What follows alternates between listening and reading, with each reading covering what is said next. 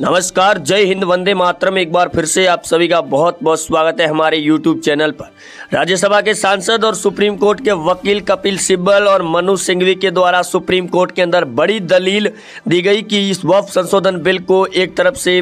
तुरंत प्रभाव से रद्द किया जाए, लेकिन अब पीएम मोदी ने इसको लेकर मास्टर स्ट्रोक खेल दिया है सुप्रीम कोर्ट के अंदर। वकीलों के द्वारा लगाई गई पिटीशन के बाद में वक्फ संशोधन बिल को लेकर जो बड़ी खबर सामने आ रही है वो अपने आप में अब इन नेताओं को हिलाने वाली है। विपक्ष के नेताओं के द्वारा लगातार इसका विरोध किया जा रहा था, राज्यसभा हो या फिर संसद, जिसके अंदर चुनाव के द्वारा वक्फ संशोधन बिल को पेश और पास किया गया था। उसी को लेकर सुप्रीम कोर्ट के अंदर मनोज सिंघवी और कपिल सिब्बल के द्वारा चुनौती दी गई थी। कई बड़ी दलीलें पेश की गई, लेकिन वक्फ संशोधन बिल को लेकर संजीव खन्ना जो सीजेआई है उनके द्वारा दिए गए इस बिल के ऊपर बयान के बाद में पूरी तरीके से हलचल मचा कर रख दी है देश के अंदर। वहीं पीएम मोदी और गृह मंत्री अमित शाह ने अब मास्टर स्ट्रोक खेल दिया।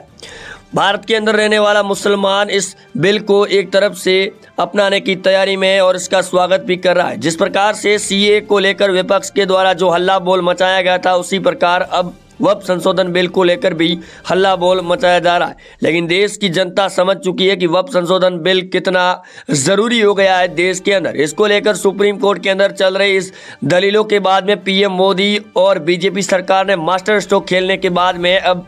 राज्यसभा के सांसद मनोज सिंघवी और कपिल सिब्बल भी फड़फड़ाने लग चुके। अब उनको ये लगना तय हो चुका है कि अब उनकी दाल गलने वाली नहीं है। जहां एक तरफ विपक्ष के द्वारा लगातार वक्फ संशोधन बिल को खारिज करने को लेकर बयान और बातें उठाई जा रही थी, लेकिन पीएम मोदी के इस खेले गए मास्टर स्ट्रोक के बाद में अब वक्फ संशोधन बिल पूरे देश के अंदर जल्द लागू किया जाएगा। सुप्रीम कोर्ट के अंदर की गई इस पिटीशन के बाद में संजीव खन्ना जो सीजेआई है उनके द्वारा दिए गए बयान के बाद में उन्होंने कहा कि वक्फ संशोधन बिल देश के अंदर लागू करना बहुत ही जरूरी हो चुका है। वही वक्फ संशोधन बिल के लागू होने के बाद में देश के अंदर रहने वाला मुसलमान भी अपने आप को सुरक्षित महसूस करेगा और इस बिल को लागू करने के लिए मुसलमान नेता भी समर्थन में, लेकिन असदुद्दीन ओवैसी और इमरान प्रतापगढ़ी जैसे कई ऐसे दिग्गज नेता है जो इस बिल को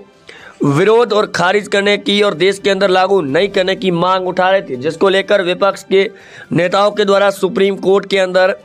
पिटीशन भी दायर की गई। अब वक्फ संशोधन बिल को लेकर जल्द बड़ी सुनवाई होगी और इस सुनवाई के दौरान 440 वोट का झटका लगने की तैयारी में वकील मनोज सिंघवी और कपिल सिब्बल जैसे नेताओं को सुप्रीम कोर्ट के अंदर गृह मंत्री अमित शाह ने पहले ही राज्यसभा के अंदर ये साफ कर चुके थे कि जिस प्रकार संसद लोकसभा के अंदर पेश किया गया था बिल, उसके विपक्ष के जो भी सांसद थे उनके द्वारा समर्थन में मत नहीं किया गया था, लेकिन फिर भी बीजेपी पार्टी के सांसद और विपक्ष की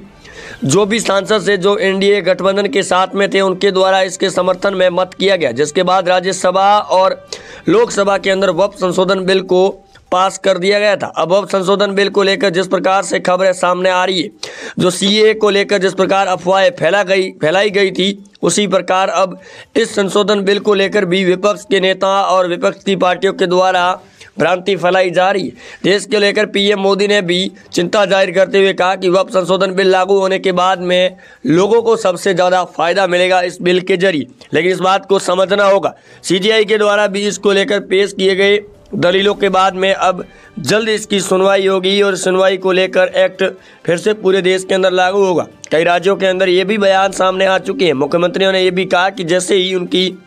वापस सरकार बनती है तो इस बिल को खारिज कर दिया जाएगा। वहीं यहाँ तक कि विपक्ष और इंडिया गठबंधन ने भी कहा कि अगर केंद्र में उनकी सरकार बनेगी तो भी इस बिल को रद्द कर दिया जाएगा। जुड़े रहेंगे आप।